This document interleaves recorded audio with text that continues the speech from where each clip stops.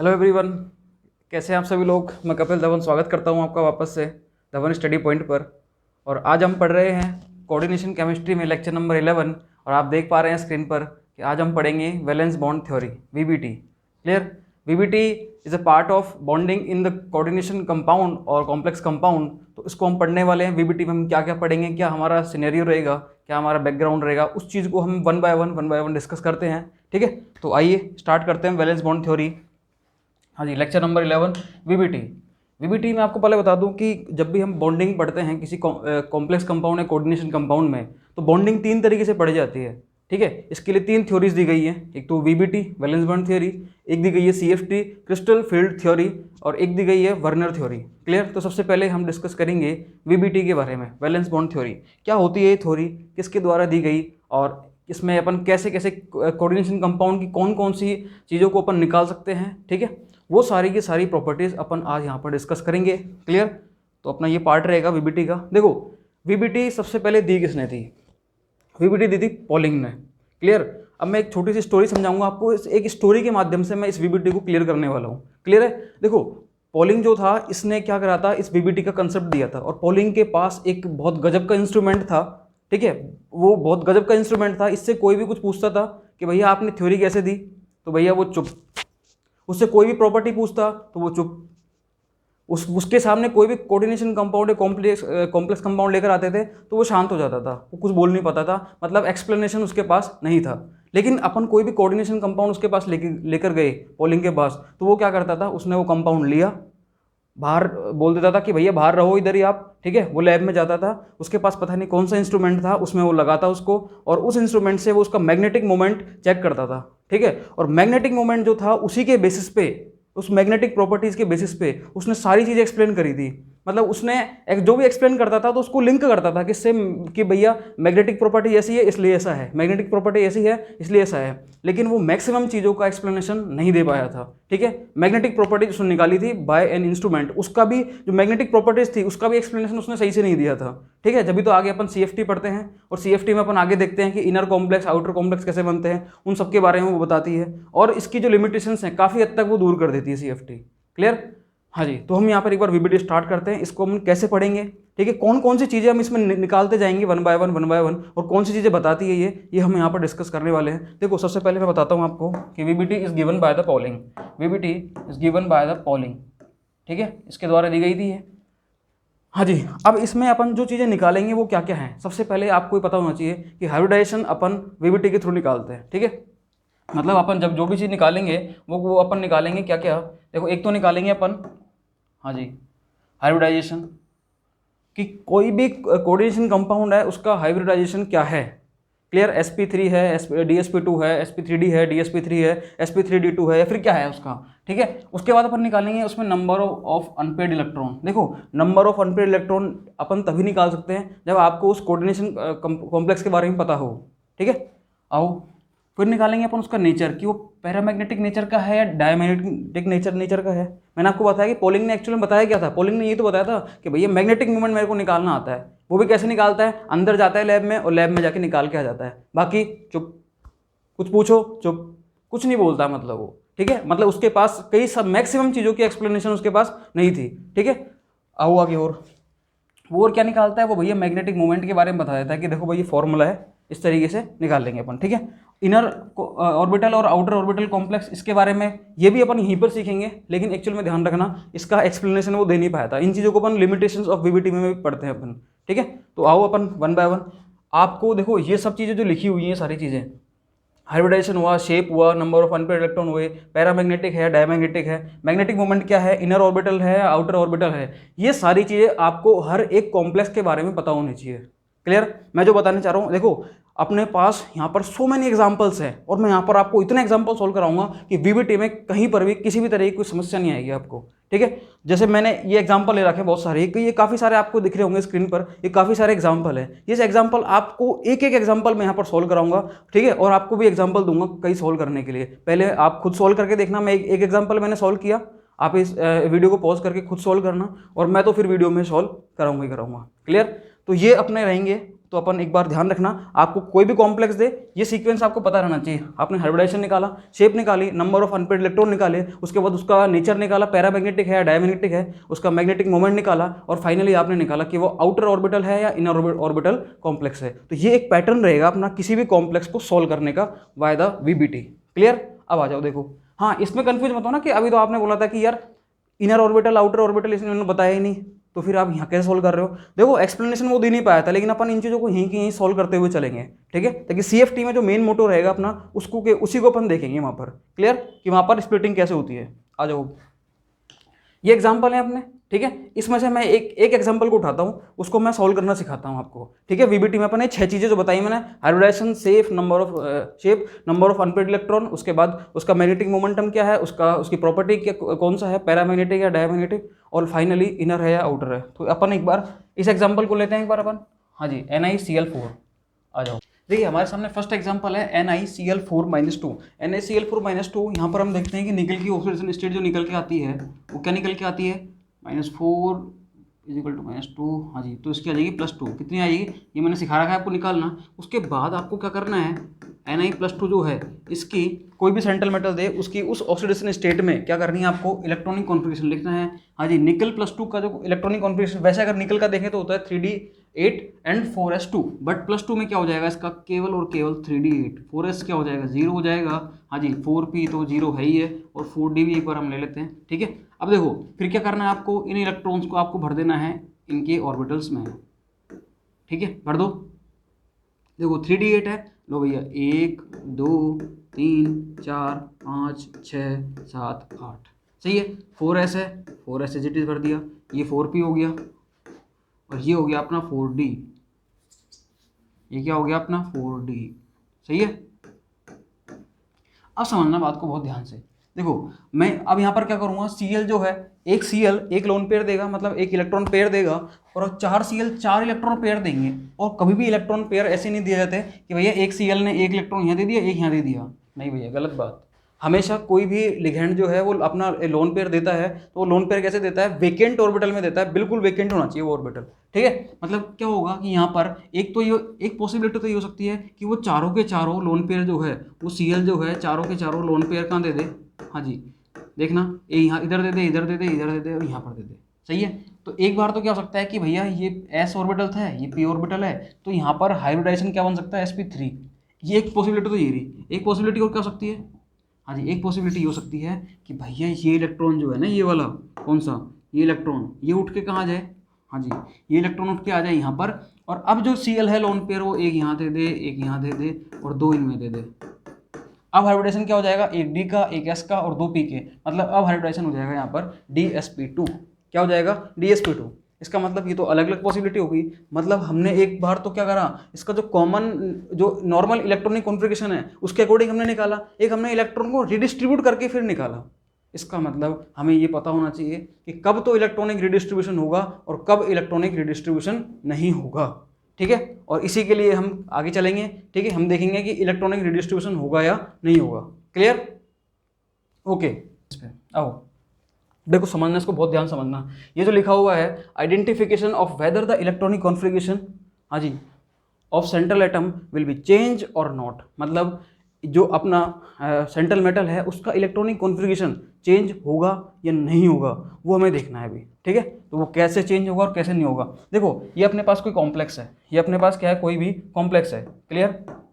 ये कोई भी कॉम्प्लेक्स है अपने पास। इस कॉम्प्लेक्स की अगर अपन बात करते हैं, इस कॉम्प्लेक्स की, तो उसमें हम देखते हैं कि 3D मेटल हो सकती है या 4D और 5D मेटल हो सकती है, सही है। अगर वो 3D मेटल है तो हम एक बार के लिए रुक जाएंगे, और अगर उस कॉम्प्लेक्स में 4D या 5D मेटल है तो हमें इलेक्ट्रॉनिक कॉन्फ़िगरेशन चेंज कर देना है। वहाँ पर इलेक्ट्रॉनिक कॉन्फ़िगरेशन विल भी चेंज होगा ही होगा। ध्यान रखना, जब भी कभी 4D और 5D मेटल आती है तो आंख बंद करके क्या कर देना, उसको इलेक्ट्रॉनिक कॉन्फ़िगरेशन आपको चेंज कर देना है। बट अगर 3D मेटल आती है तो हमें क्या करना होता है, फिर जब 3D मेटल आती है तो when 3D metal in the complex, then we check the oxidation state of the central atom। तो उस केस में हम क्या करते हैं, सेंट्रल एटम की ऑक्सीडेशन स्टेट को चेक करते हैं कि वो ऑक्सीडेशन स्टेट क्या है। क्लियर? आ जाओ देखो, जब 3D मेटल होती है तो हम चेक करते हैं क्या, ऑक्सीडेशन स्टेट ऑफ मेटल। और ऑक्सीडेशन स्टेट हम दो तरीके से चेक करते हैं। एक तो हम चेक करते हैं कि +3 से ज़्यादा हो, या एक +3 या +3 से कम हो, ठीक है? मतलब +3 से ज़्यादा और +3 तक, ठीक है, ये दो केस हो गए अपने पास। अगर +3 से ज़्यादा है किसी सेंट्रल एटम की अगर ऑक्सीडेशन स्टेट +3 से ज़्यादा है तो वहाँ पर भी इलेक्ट्रॉनिक कॉन्फ़िगरेशन चेंज होगा। सही है, देखो इधर अगर किसी की मेटल की ऑक्सीडेशन स्टेट +3 से ज़्यादा है तो वहाँ पर भी अपन क्या कर देते हैं, इलेक्ट्रॉनिक कॉन्फ़िगरेशन चेंज कर देते हैं भैया। ठीक है, change the electronic configuration. Clear. अब बात करते हैं अपन की ऑक्सीडेशन स्टेट +3 है या +3 से कम है, तो उस केस में क्या करेंगे, तो उस केस में हम देखते हैं नेचर ऑफ द लिगेंड। हम क्या देखेंगे, नेचर ऑफ लिगेंड। और नेचर ऑफ लिगेंड देखे जाते हैं स्ट्रॉन्ग फील्ड लिगेंड और वीक फील्ड लिगेंड। ये दो टाइप के लिगेंड होते हैं, ये स्ट्रॉन्ग फील्ड और वीक फील्ड। जब मैं आपको एक बार देखो वीबीटी में मैं आपको एक चीज़ और बता दूंगा कि स्पेक्ट्रोकेमिकल सीरीज क्या होती है। हालांकि अपन 12th क्लास से सीखते आ रहे हैं इस चीज़ को। अपने 12th क्लास में बुक 1 में नवा चैप्टर है कोऑर्डिनेशन कंपाउंड। देखो अभी मैं कुछ दिनों बाद ही, मतलब कल से ही मैं क्या करने वाला हूँ, 12th की एनसीईआरटी स्टार्ट करने वाला हूँ। तो जिनको बेसिक चीज़ें नहीं पता तो वो नेट जेआरएफ या गेट या आईआईटी जैम के बच्चे जो कि इसके लिए प्रिपेयर हो रहे हैं तो वो सभी एक बार एनसीईआरटी भी देख सकते हैं, वो भी मैं पढ़ाऊंगा। ठीक है, अभी तो मैं ऑर्गेनिक स्टार्ट करने वाला हूँ तो वहाँ पर मैं कोऑर्डिनेशन केमिस्ट्री पढ़ाऊंगा, तो वहाँ आप सीख सकते हो उन चीज़ों को। तो स्पेक्ट्रोकेमिकल सीरीज में एक लिखा दूंगा आपको कि कौन कौन से लिगेंड होते हैं और कौन से वीक फील्ड में आते हैं, कौन से न्यूट्रल होते हैं और कौन से स्ट्रॉन्ग फील्ड में आते हैं। क्लियर, अब आ जाओ। To check the nature of ligand when the oxidation state is less than +3 और +3 of the central atom। ठीक है, तो +3 या +3 से कम होती तो उस केस में हम क्या करते हैं, हाँ जी, नेचर ऑफ लिगेंड चेक करते हैं। और यदि लिगेंड किस टाइप के आ जाए, वीक फील्ड आ जाए, वीक फील्ड मतलब सारे हेलाइड आ जाए, फ्लोराइड, क्लोराइड, ब्रोमाइड, आयोडाइड, या फिर ऑक्सीजन वाले आ जाए, ऑक्सीलेटो आ गया, OH- आ गया, O-2 आ गया। ठीक है, या फिर क्या आ गया, SCN आ जाए, थायोसाइनो आ जाए। तो इस टाइप के जब लिगेंड आते हैं, ONO आ जाए, तो इस टाइप के जब लिगेंड आते हैं तो भैया हम इलेक्ट्रॉनिक कॉन्फ़िगरेशन को चेंज नहीं करते। क्लियर है। जब भी कभी इस टाइप के वीक फील्ड लिगेंड आते हैं तो हम ऑक्सीडेशन स्टेट इलेक्ट्रॉनिक कॉन्फ़िगरेशन को चेंज नहीं करते। हाँ, अगर कोई स्ट्रॉन्ग फील्ड लिगेंड आ जाए, अमोनिया आ जाए, इथाइलिन डाइएमीन आ जाए, ठीक है, तो उस केस में हम क्या करेंगे, इन जो इलेक्ट्रॉनिक कॉन्फ़िगरेशन है उसको हम चेंज कर देंगे। क्लियर है। ये फ्लो चार्ट समझ में आया या नहीं आया? देखो फ्लो चार्ट में कुछ नहीं है, समझाता हूँ मैं आपको। देखना, हमें क्या करना है, जब भी कभी आपको देखिए कि कॉम्प्लेक्स है, उस कॉम्प्लेक्स में आपको मेटल देखनी है, इलेक्ट्रॉनिक कॉन्फ़िगरेशन चेंज होगा या नहीं होगा। देखो 3D की है या 4D 5D है, 4D 5D है, चेंज कर दो। 3D है, ऑक्सीडेशन स्टेट चेक करो, +3 से ज़्यादा है या +3 या +3 से कम है। ठीक है, अगर +3 से ज़्यादा है चेंज कर दो, फिर +3 या प्लस उससे कम है, फिर आप क्या करो, नेचर ऑफ लिगेंड चेक करो। अगर हेलाइड ऑक्साइड इस टाइप के आ जाए, मतलब वीक फील्ड आ जाए, तो आप क्या करो, चेंज मत करो। स्ट्रॉन्ग फील्ड आ जाए तो चेंज कर दो। ये इसका पूरा क्या हो गया, हाँ जी, ये उसकी होगी समरी। क्लियर, ये मैंने समराइज कर दिया। आगे चलते हैं अपन। अब ये तो हो गया लिगेंड का। अब देखो मैंने आपको बोला कि इस टाइप से आपको चेंज तो करना है, सही है, आपको क्या करना है, इलेक्ट्रॉनिक कॉन्फ़िगरेशन आपको चेंज करना है। उसका चेंज होगा जब भी इस तरीके से होगा, ये वाले आपको मेटल देते हैं, और अगर नहीं होगा तो कोई प्रॉब्लम है ही नहीं। लेकिन जब चेंज होगा तो वो किस तरीके से होगा, अरे उसका पैटर्न भी तो होगा ना कोई D1 में करना है, D2 में करना है, D3 में, D4, 5, 6, 7, 8, 9, 10, क्योंकि डी में तो अपन, डी ऑर्बिटल में तो अपन 1 से लेकर 10 इलेक्ट्रॉन तक फिल करते हैं। तो कैसे चेंज होगा और कैसे नहीं होगा उस चीज़ को मैं समझाता हूँ नेक्स्ट में। देखो ये नेक्स्ट स्लाइड है अपनी, ठीक है। इसे मैंने क्या किया है, रिडिस्ट्रीब्यूशन ऑफ इलेक्ट्रॉन दिखाया हुआ है मैंने। ये जो लिखा हुआ है ये है रिडिस्ट्रीब्यूशन ऑफ इलेक्ट्रॉन। क्लियर, अगर ये आपको नहीं दिख रहा तो मैं एक बार इसको, हाँ जी, इस पूरे को एक बार दूसरे कलर से कर देता हूँ।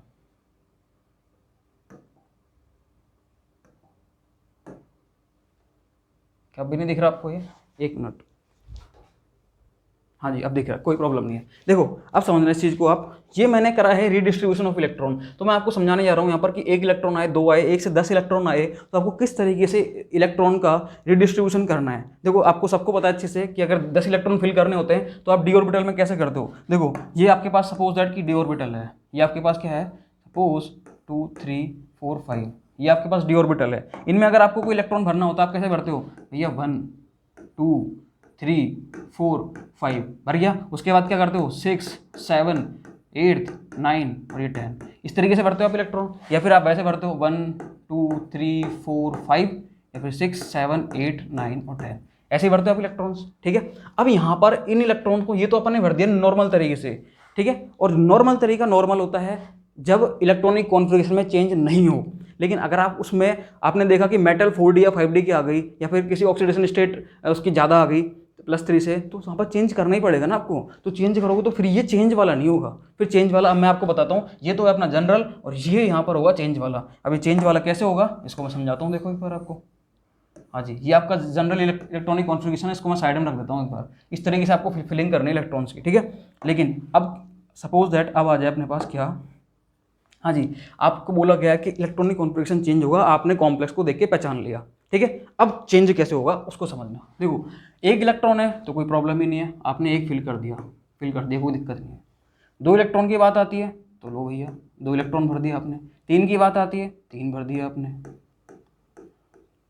ठीक है। अब आती है बात 4 की। जब 4 इलेक्ट्रॉन की बात आती है तो जब भी आप चेंज करोगे, देखो जब भी आप कभी चेंज करोगे, मैं इधर एक चीज़ लिख देता हूँ, मैं इधर एक चीज़ लिखता हुआ चलता हूँ, क्या समझना उसको। हाँ जी, मैं यहाँ पर एक चीज़ लिख रहा हूँ, वो क्या है, देखो एक आपने भरा था, दूसरा आपने भरा था, तीसरा आपने भरा था, अब चौथा इलेक्ट्रॉन भर रहे हो आप इधर 1 2 3। अगर चौथा इलेक्ट्रॉन आप वैसे भरते नॉर्मली तो आप चौथा यहाँ भरते, लेकिन अब अगर यहाँ पर आप इलेक्ट्रॉन डिस्ट्रीब्यूशन के साथ भरोगे तो आप क्या करोगे, इस चौथे को यहाँ ना भर के आप भरोगे इधर। कहाँ भरोगे, इधर। ध्यान रखना ये बात, बहुत काम की बात हो गई अभी है, ठीक है। अब बात करते हैं 5th इलेक्ट्रॉन की। 5वां आप नॉर्मली यहाँ भरते हो, लेकिन जब आपको रीडिस्ट्रीब्यूशन के साथ भरना है तो आप कहाँ भरोगे, इधर देखना भैया 1 सॉरी, हाँ जी देखो आपने कहाँ भरा 1 2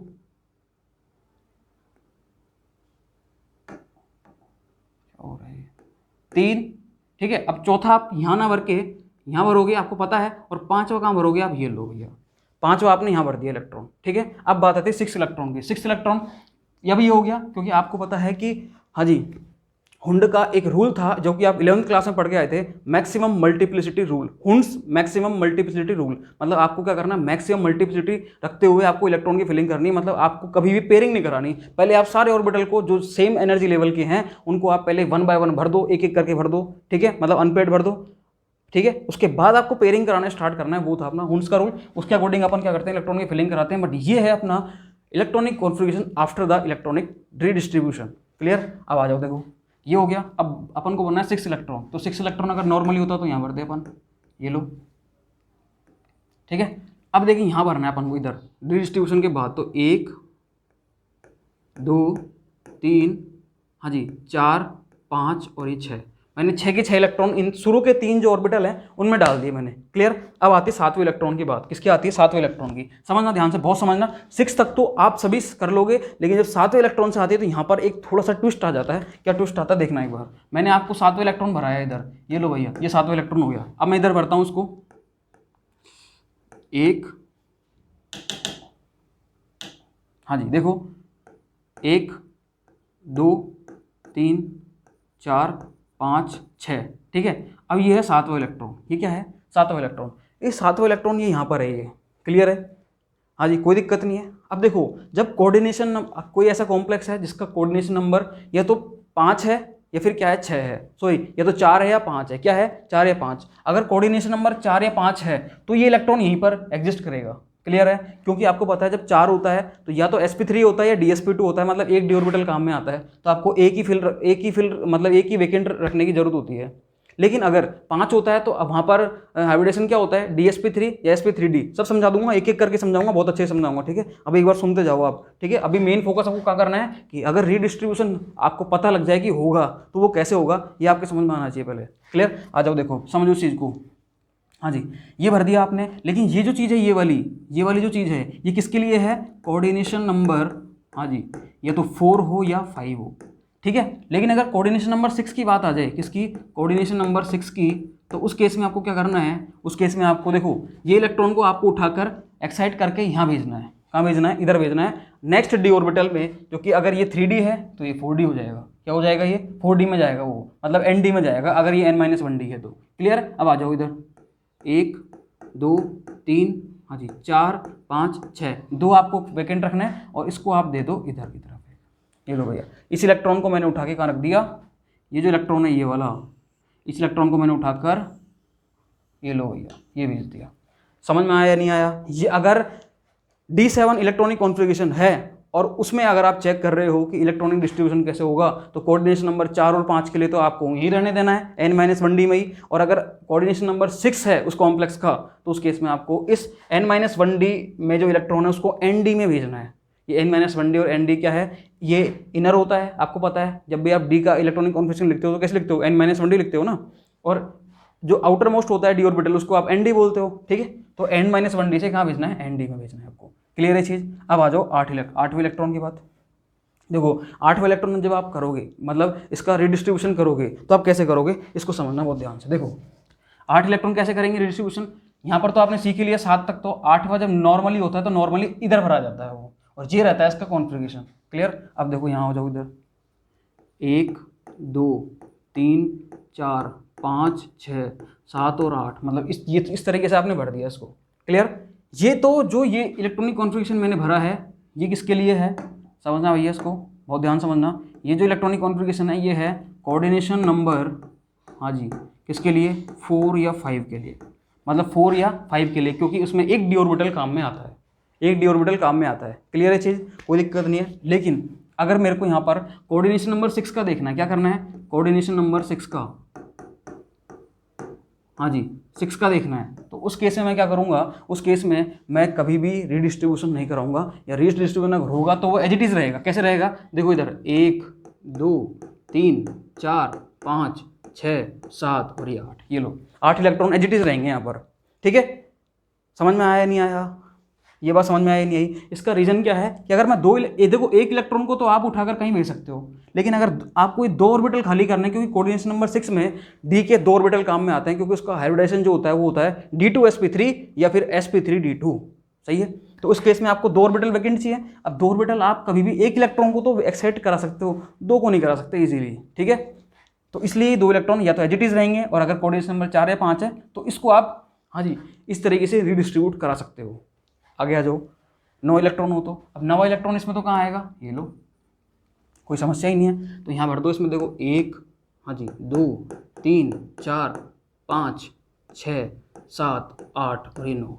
अब बात आती है कि इसकी कोऑर्डिनेशन नंबर 4 या 5 हो तो क्या करें, और 6 हो तो क्या करें। क्लियर है चीज़। देखो जब कोऑर्डिनेशन नंबर क्या होता है, हाँ जी कोऑर्डिनेशन नंबर होता है 4 या 5, क्या होता है कोऑर्डिनेशन नंबर 4 या 5, तो आपको क्या कराना है, इस इलेक्ट्रॉन को उठाकर कहाँ भेजना है, इधर भेजना है। ठीक है, इस इलेक्ट्रॉन को उठाकर कहाँ भेजना है आपको, हाँ जी इस इलेक्ट्रॉन को उठाकर आपको कहाँ भेजना है, या तो आप भेज दो पी में, या फिर आप भेज दो किस में, डी में। समझ में आया नहीं आया, या तो आप भेज दो पी में या भेज दो आप डी में। क्लियर। देखो आपने इधर भेज दिया तो ये जगह क्या हो जाएगी, खाली हो जाएगी। इसका मतलब ये जगह खाली होगी तो क्या बनेगा, ये 1 2 3 4 5 6 7 8, ये खाली हो गया। और ये खाली होने के बाद आपको पता है कि जब ये खाली हो जाएगा तो यहाँ पर ये मतलब कोऑर्डिनेशन नंबर, हाँ जी 4 या 5 वाले जो कॉम्प्लेक्स होंगे उनके काम आ सकता है ये, जिनका कोऑर्डिनेशन नंबर क्या है 4 या 5, सही है। लेकिन अगर कोऑर्डिनेशन नंबर 6 है तो ये ऊपर वाला काम में आएगा।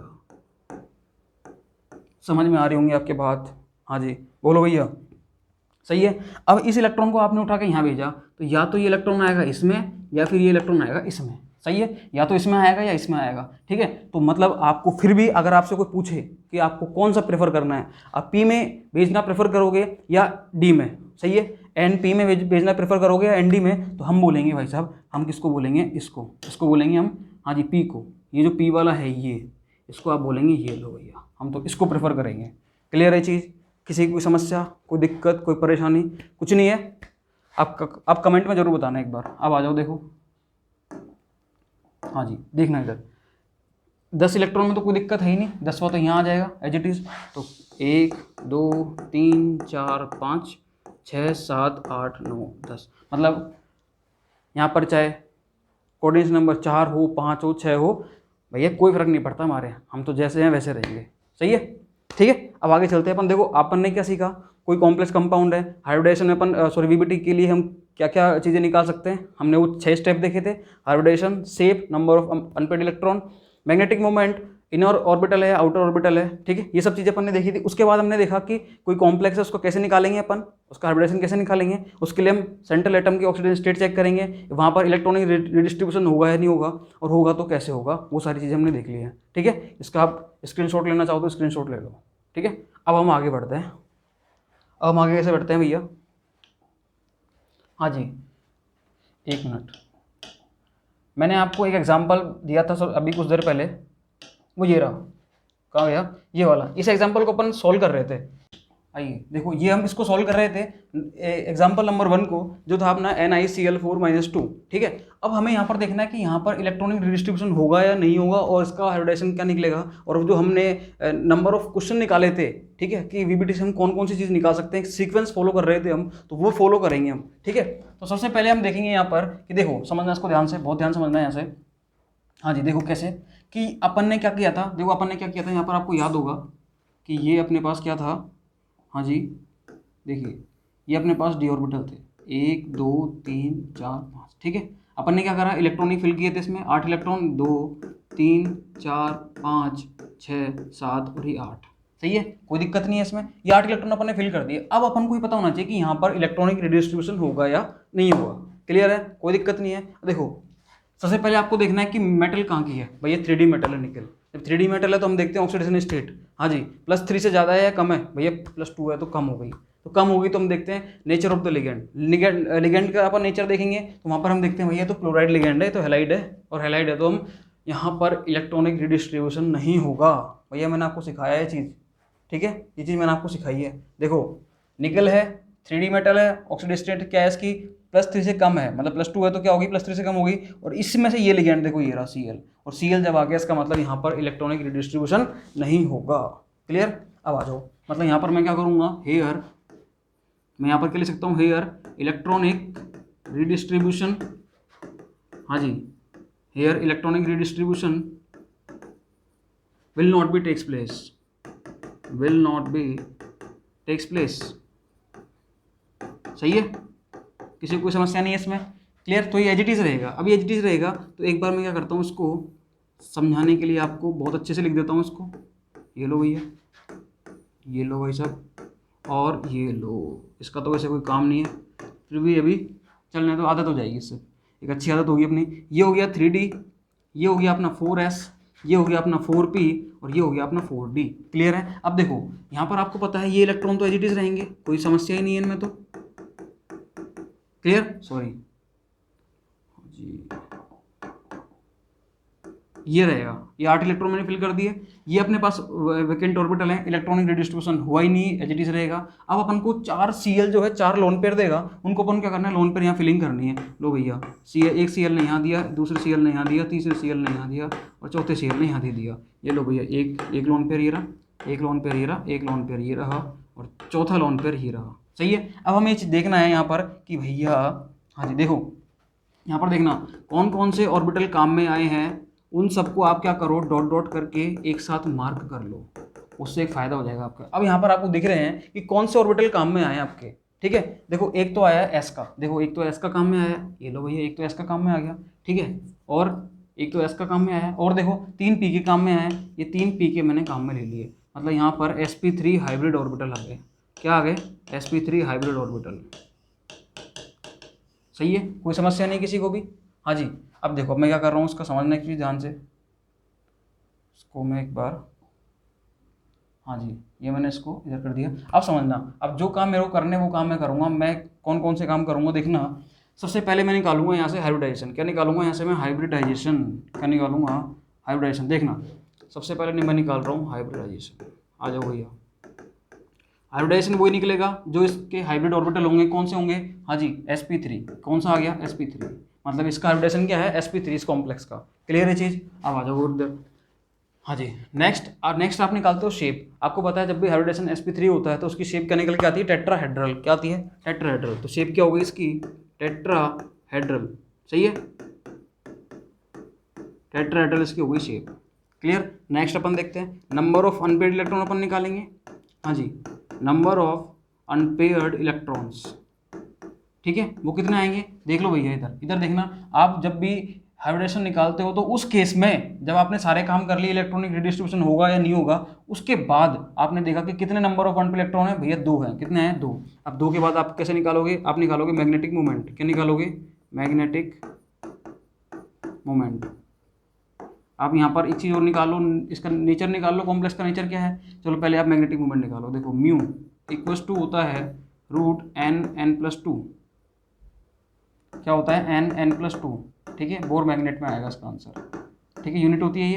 हाँ जी देखो म्यू = क्या हो जाएगा, n मतलब number of unpaired electron, 2 2 + 2 bm कितना आ जाएगा 4, 4 दूनी 8 मतलब √8 कितना आ जाएगा √8 मतलब 2.9 के आसपास आ जाएगा इसका, क्या आ जाएगा 2.9। क्लियर।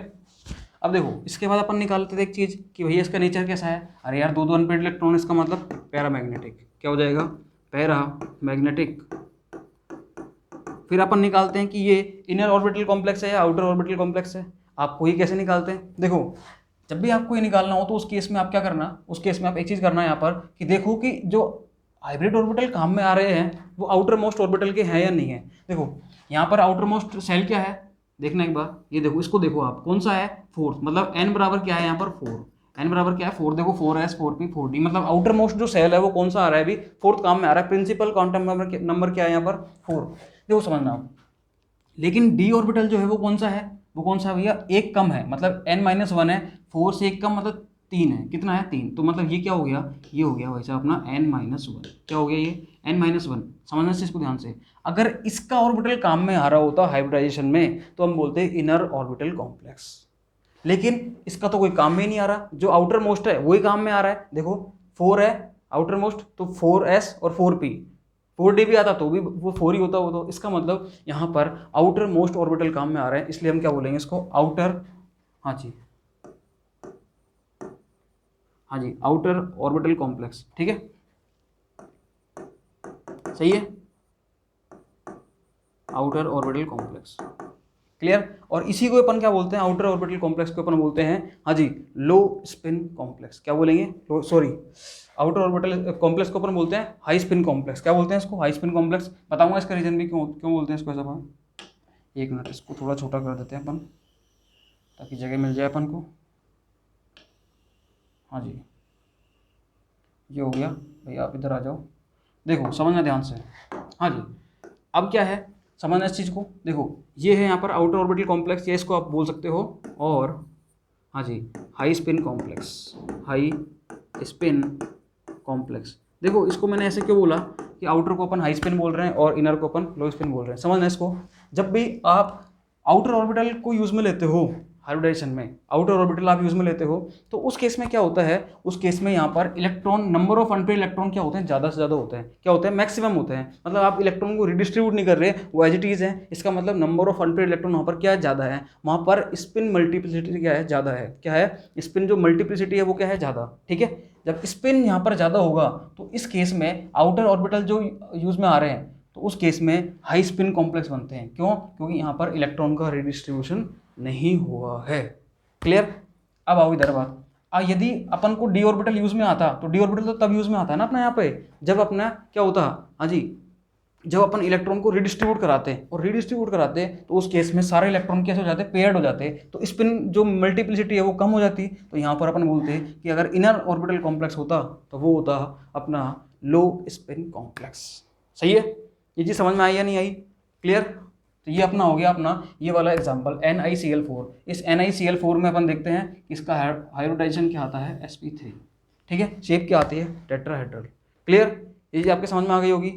ओके मैंने एग्जांपल लिखे थे इतने सारे, ये एग्जांपल आपको 1 बाय 1 सॉल्व करने हैं, ठीक है, ये आपको एक एक करके सारे सॉल्व करने हैं। नेक्स्ट क्लास में मैं आपको सारे एग्जांपल एक एक करके पूरे कंप्लीट तरीके से सॉल्व कराऊंगा मैं इनको, एक एक एग्जांपल को। सही है, ये एग्जांपल तब तक आप प्रिपेयर करके रखना इनको, ठीक है। नेक्स्ट एग्जांपल आप ये सॉल्व करोगे तो आपको पता चलेगा कि इसका हाइब्रिडेशन DsP2 है, क्या है इसका DsP2। इसी तरीके से आप इनका चेक करोगे तो इनका जो हाइब्रिडेशन आएगा वो आप मेरे को बताना, कमेंट बॉक्स में जरूर बताना कौन सा एग्जाम्पल सॉल्व नहीं हुआ, और वो सॉल्व नहीं होता है तो मैं तो नेक्स्ट वीडियो में सॉल्व करा ही रहा हूँ इनको, ठीक है। वीडियो ज़्यादा बड़ी हो जाएगी और इसके सॉल्यूशन में काफ़ी टाइम लगेगा, एक पूरी प्रॉपर वीडियो बनेगी क्योंकि हर एक का सॉल्यूशन कराना है मेरे को, तो उस केस में आपको ये सब चीज़ें देखनी है, ठीक है। अभी इस वीडियो के लिए इतना ही, थैंक यू सो मच। जो ये एग्जाम्पल आपको जरूर से सॉल्व करना है, okay, thank you so much.